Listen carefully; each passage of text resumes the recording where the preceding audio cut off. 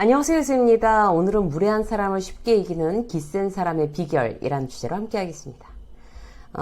어떤 사회생활을 하든 뜻하지 않게 무례한 사람을 만나서 불쾌한 경험을 하게 되는 경우가 있죠.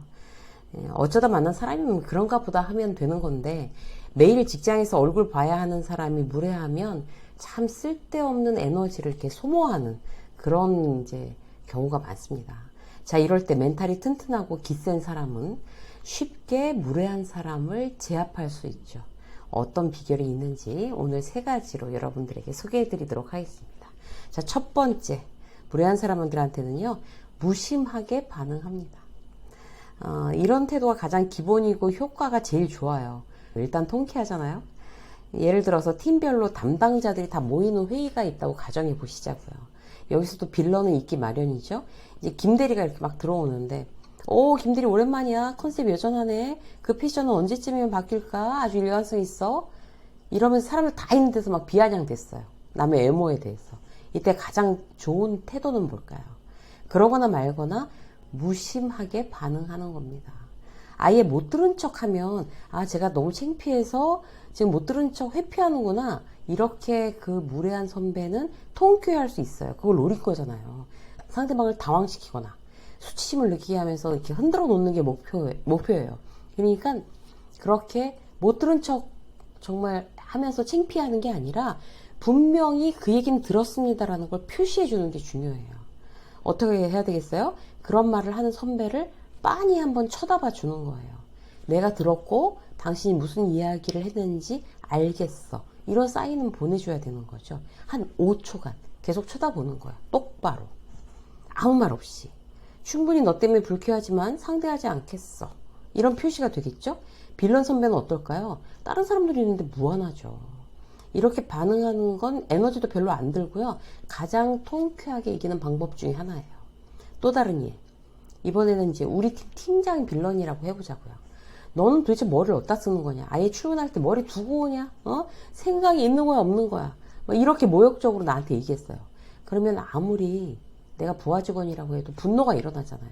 이때 어떤 방법이 가장 좋을까요? 그냥 얼굴 막 빨개져서 불쾌한 티를 팍팍 내고 나가서 울고 아니면 사무실을 박차고 나가버리겠어요? 이때 자기 기분을 조절할 줄 아는 사람을 우리는 기센 사람이라고 말합니다. 이때 베스트는요, 우리가 지금 첫 번째 얘기하는 것처럼 무심하게 반응하는 거. 포커페이스예요. 기분 나쁜 티도 내지 않고, 그렇다고 해서 아무렇지도 않은 듯 막 이렇게 웃으며 얘기하지도 않죠, 절대로. 그야말로 이제 무표정. 이 부분은 이렇게 수정해 보겠습니다. 내일 아침 다시 정리해서 보고 드리겠습니다. 여기에 아무 감정이 안 들어가 있는 거죠. 그렇게 말하고 포커페이스를 유지하는 거예요. 그래도 진짜 속으로는 열받잖아요. 그래서 잘못된 거 수정하면서 이렇게 생각하는 거예요. 내가 당신처럼 무례한 사람한테 내 에너지를 나눠주지 않겠어. 이렇게 결심해야지 그게 가능해져요. 내 에너지는 다 내 거야. 억지로라도 이렇게 생각하는 거죠. 이거 나눠주지 않을 거야. 아까운 거 너한테 그렇게 쓰지 않을 거야. 너 때문에 열받느라고 쓰지 않겠어. 이렇게 결심하면 그 직장 상사를 위해서 저녁에 내 귀한 시간을 들여서 막 맥주 마시면서 아니면 회사 휴게실에서 커피 마시면서 그 직장 상사 막 뒷담화 하느라고 다시 열받으면서 그렇게 내 에너지를 소모하지 않는 거죠. 내가 상사 뒷담화 하는 사람으로 나 스스로를 만들 필요도 없잖아요. 그게 나한테 무슨 좋은 이미지겠어요. 그냥 수준 없는 사람이네. 이렇게 무시해주고 내 시간이나 생각이나 에너지를 그 사람을 위해 쓰지 말자. 결심하세요. 그렇게 무심하게 반응한다는 것은 그 직장 상사한테 막 아무렇지도 않게 계속 호의적으로 대한다는 것과는 다른 의미예요. 당신은 나의 직장 생활에 직장 상사라는 것 이외에는 아무 감정이나 연대의식이 없습니다. 라는 걸 보여주는 게 중요해요. 그래야 그런 무례함을 다소라도 차단할 수 있거든요. 그냥 아무렇지도 않은 척 하면 계속 호의적으로 내가 네네네네 이렇게 하면 그 무례함은 계속됩니다. 나는 당신은 잘 보이고 싶어요 라는 사인은 그 무례함을 점점 심화시킨다는 사실 잘 기억해 두셔야 합니다. 자, 두 번째. 무례한 사람을 대하는 기센 사람들은요, 항상 나한테 초점을 맞추는 거예요. 나한테 초점을 맞춰야 흔들리지 않고 기가 세질 수가 있어요. 이 의미를 조금 더 말씀드리면요. 자신한테 초점을 맞춘다는 거는 일단 자기 자신을 좋아한다는 뜻입니다. 자기애가 큰 사람이 주로 자기 자신한테 초점을 맞출 수 있어요.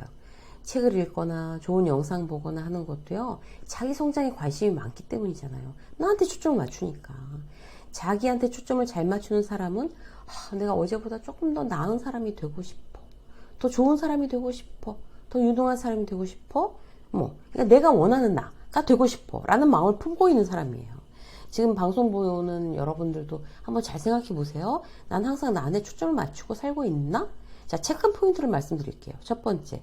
아까 말씀드린 것처럼 내 성장에 나는 늘 관심을 가지고 있나? 이게 뭐니 해도 첫 번째죠. 자기한테 초점을 맞추고 내가 어떤지, 나한테 내가 제일 관심이 많은데, 성장하기 위한 노력은 전혀 하지 않는다? 이거 앞뒤 안 맞는 거죠. 자, 두 번째. 나한테 초점을 맞추는 사람은요, 남한테 휘둘리지 않아요. 왜? 초점이 나한테 있으니까. 남이 어떻게 생각하고, 남이 어떻게 말하고, 이런 거에 흔들리지 않는 거죠. 그래서 무례한 사람을 만나거나, 다소 비이성적인 어떤 그런 상황에 놓이게 된다고 해도, 그런 사람, 그런 상황에 내가 막 휘둘려서 내 품격을 막 떨어뜨리지 않는다는 거예요. 예를 들어서 이제 오늘의 주제처럼 무례한 사람이랑 상대하게 됐어요. 거래처에 처음 인사를 갔는데, 나를 기다리게 해놓고, 예를 들어서 이제 그 거래처의 담당이 김 부장이라고 쳐요. 그 김 부장이 그 자기 회사 후배를, 그러니까 김 과장을 사무실에서 막 소리 질러가면서 잡돌이를 하고 있는 거예요. 이건 실화예요. 예전에 이제 지인이 겪었던. 손님을 불러놓고 그렇게 하는 거 말이 안 되는 거잖아요. 한마디로 무례한 거고 갑질이죠. 어려운 거래처가 왔으면 그러고 있겠어요? 자기 갑이라고 생각하니까 그러는 거잖아요. 이때 이제 잡돌이가 끝나고 마지못해 나한테 와서 이제 김 부장이 미팅을 시작하는 거예요. 요즘 젊은 직원들 때문에 아주 죽겠어요. 아니 도대체 왜들 그러는 거지? 헝그리 정신이 없어. 이래 가면서 아까 그 직원을 계속 뒷담화하는 거예요. 내가 방문한 목적 따위는 관심도 없어요. 지인이 전해준 실화예요. 이렇게 무례한 사람한테 제 지인은 어떻게 대응을 했나 하면요. 사회생활 경험이 이제 별로 없어서 당황한 거예요. 그래서 그 뒷담화에 아유 그렇죠 얼마나 힘드세요 직원들 때문에 아유 더한 경우도 많아요 이래가면서 이렇게 맞장구를 쳐줬다는 거예요. 철저히 을의 입장에서 그럴 수밖에 없었다는 거죠. 그런데 그렇게 그 회사에서 이제 미팅 끝나고 나와서 돌아오는 길에 그렇게 분통이 터지더래요. 나를 얼마나 무시하면 그렇게 대하냐 나한테. 이렇게 자존심 상하고 그렇게 무례한 사람한테 또 나는 또 맞장구까지 어쩔 수 없이 쳐줬으니 자기도 똑같이 격떨어지는 그런 사람이 된 것 같아서 스스로가 너무 한심했다는 거예요. 자, 이런 경우 어떻게 해야 내 품위를 떨어뜨리지 않을까요? 앞에서 말씀드린 대로 그런 상황과 사람에 휘둘리지 않겠다라는 원칙을 떠올리는 거예요. 뒷담화의 맞장구는 당연히 한마디도 치지 않는 거죠.